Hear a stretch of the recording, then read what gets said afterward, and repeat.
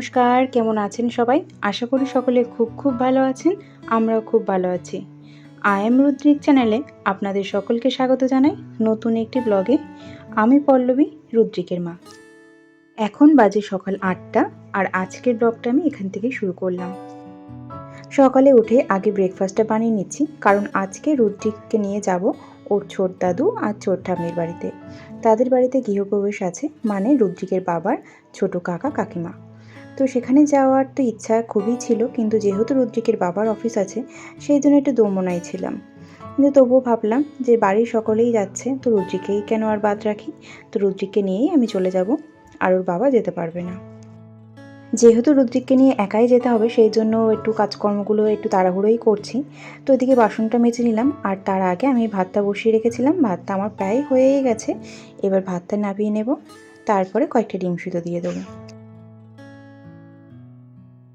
যখন আমার খুব তাড়াহুড়ো থাকে তখন কখনো ব্রেকফাস্টে, আবার কখনো রাতের ডিনারে আমি বেশিরভাগ সময়ই আমি ঘোটা ভাতটা করে থাকি। আর আমাদের বাড়িতে সবাই এই ঘোটা ভাতটা খুবই পছন্দ করে, আমার বাপের বাড়ি বলো কিংবা শ্বশুর বাড়ি। আমাদের সকলেরই ঘোটা ভাতটা খুবই পছন্দের। ওই একটু আলু সিদ্ধ মাখা সুন্দর করে, একটু ডিম সিদ্ধ আর একটু ওপর দিয়ে ঘিয়ে ছোঁয়া, ব্যাস, তাতে আর কি চাই। আর যেহেতু রুদ্রিকেরও মাঝে মধ্যে ছোটোবেলা থেকেই খাওয়ানো হয় আমাদের সাথে সাথে, সেই জন্য ও এই ঘোটা ভাতটা খেতে খুবই পছন্দ করে। এখানে আমার কয়েকটা জামা কাপড়ও মেলে দেওয়া হয়েছে, বেশ শুকিয়ে গেছে, কারণ এই জামা কাপড়গুলো গতকাল বিকালে আমি কেচে রেখেছিলাম। তো সেই জন্য ভাবলাম একটু মেলে রাখি, যাওয়ার আগে তুলে রাখবো। ওইদিকে ডিম সিদ্ধটা হয়ে গেলে রুদ্রিককে খাইয়ে দেবো। ও ঘুম থেকে উঠেও গেছে। ওয়েদারটা বেশ ঠান্ডা ঠান্ডাই আছে, রুদ্রিককে নিয়ে যেতে খুব বেশি অসুবিধা হবে না। না হলে গরমে এই বাসে ট্রেনে যাব, তো ওর খুবই কষ্ট হতো। তো ওয়েদারটা দেখে বেশ ভালোই লাগছে। তো যাই হোক, আবার চলে এলাম রান্নাঘরে। এখন রুদ্রিকের জন্য খাবারটা বেড়ে ফেলছি। এখন রুদ্রিককে খাইয়ে দেবো, তারপরে আমিও খেয়ে নেব। তারপর রুদ্রিককে স্নান দেবো। খাওয়ার সঙ্গে সঙ্গে ওকে স্নান দিই না, খাওয়ার কিছুটা সময় পরে ওকে স্নানটা দিই। আর সকালে আমিও স্নানটা করে নিয়েছি রুদ্রিকের বাবা থাকতে থাকতেই বাড়িতে। ওর বাবা অবশ্য সকালে ব্রেকফাস্ট সেরে অফিসেও চলে গেছে। গতকাল ওর বাবা অফিস থেকে ফেরার সময় কয়েকটা আপেল এনেছিল, সেইগুলো এখন ফলের ঝুড়িতে রেখে দিলাম।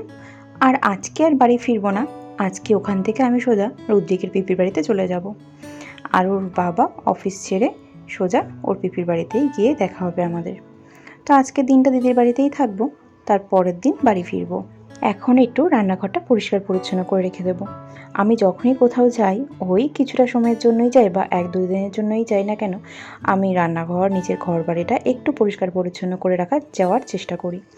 কারণ বাড়ি ফেরার পর না খুবই একটু আলসেমি লাগে, আর তখন যদি নিজের ঘর দোরটা যদি অপরিষ্কার থাকে না, তখন যেন আরও বেশি আলসেমি লাগে, তখন কাজকর্ম করার জন্য ইচ্ছাই থাকে না। সেই জন্য এখন একটু ঘর দোরটাও গুছিয়ে নিয়েছি, এদিকে রান্নাঘরটাও পরিষ্কার করে নিয়েছি। তারপর আমরা রেডি হয়ে গেলাম। আমাদের বেরোতে বেরোতে বেশ অনেকটাই দেরি হয়ে গেছিলো, ওই প্রায় 12:30 মতন বেজেই গেছিলো। রুদ্রিককে যেহেতু সকালে ভাত খাইয়ে দিয়েছি, তারপর একটা আপেলও খাইয়ে দিয়েছি, সেই জন্য ভাবলাম ওখানে পৌঁছাতে পৌঁছাতে ওর খিদে পেয়ে যাবে, একেবারে ওখানে পৌঁছানোর পরে ওকে দুপুরে ভাতটা খাইয়ে দেব। বেশ অনেক দিন পর শাড়ি পরলাম, আর আমার কর্তামশাই শাড়ি পরাটা খুবই পছন্দ করে আর কি। তাকে অবশ্য আমি বলিনি যে আজকে আমি শাড়ি পরেই যাব, সে যখন দেখবে তখন বেশ খুশি হবে। শাড়িটা বেশ অনেক দিন আগেই নিজেই শাড়ি ব্লাউজ সবটাই পছন্দ করে এনেছিল আমার জন্য। তো শাড়িটা আর পরা হয়ে উঠছিল না। তো ভাবলাম আজকে যখন যাব ওখানে, শ্বশুরবাড়ি বলেই কথা, অবশ্য তারা এমন ধরনের মানুষ না যে সেখানে তাদের সামনে যেতে গেলে আমাকে শাড়ি পরেই যেতে হবে। তবুও ভাবলাম শাড়িটা পরেই যাই, যেহেতু সব সময় তো আর শাড়ি পরা হয় না, আর ওখানে একটা পুজোর ব্যাপার আছে, সেই জন্য শাড়িটা পরেই বেরোলাম। আর একদম হালকা পাতলা শাড়ি, তো সেই জন্য খুব বেশি অসুবিধা হচ্ছে না। না হলে রুদ্রিককে নিয়ে যাচ্ছি আবার শাড়ি পরে যাব, হয়তো নাজেহাল হয়েই পড়তাম, কারণ সব সময় তো আর শাড়ি পরা হয় না। সেই জন্য মাঝে মধ্যে যখন শাড়ি পরি তখন একটু একটু অসুবিধা হয়। যাই হোক, স্টেশনে নেবে একটা ওলা বুক করে নিয়েছি, কারণ স্টেশন থেকে কাকিমাদের বাড়িটা বেশ অনেকটাই দূরে। আর এয়ারপোর্টের পাশ দিয়েই নিয়ে যাচ্ছিল, ওখান থেকে প্লেনও দেখতে পেয়েছে রুদ্রিক, দেখে তো ভারী খুশিও হয়েছে।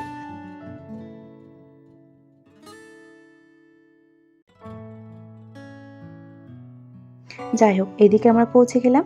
প্রথমে তো খুঁজেই পাচ্ছিলাম না, কারণ পরপর বেশ অনেকগুলোই ফ্ল্যাট ছিল, তো কোনটা কাকিমাদের সেটা প্রথমে খুঁজেই পাচ্ছিলাম না। তারপর রুদ্রিকের দাদু এসেছিল, আমাদের কাকি থেকে সবাই এসেছিল, রুদ্রিকের দাদু, বড়দা, দুই পিসি, পিসিমশাইরা সকলেই। আর রুদ্রিক আসা মাত্রই ওর দাদু ওকে নিয়ে ওদিকে চলেও গেছে।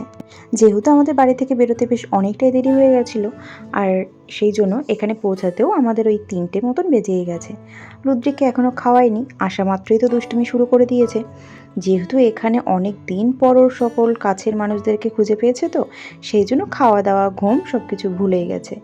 বাড়িতে থাকলে তো এতক্ষণ খাওয়া দাওয়া দিয়ে এক ঘুম ওর হয়ে যেত, কিন্তু এখানে এসে ওর খাওয়া দাওয়া সব ভুলে গেছে। অবশ্য গাড়িতে আস্তে আস্তে একটু খিদে পেয়েছিল, একটু চিপস খাবে বলছিল, সেই জন্য বাধ্য হয়ে একটা চিপস কিনে ওকে দিতেও হয়েছিল।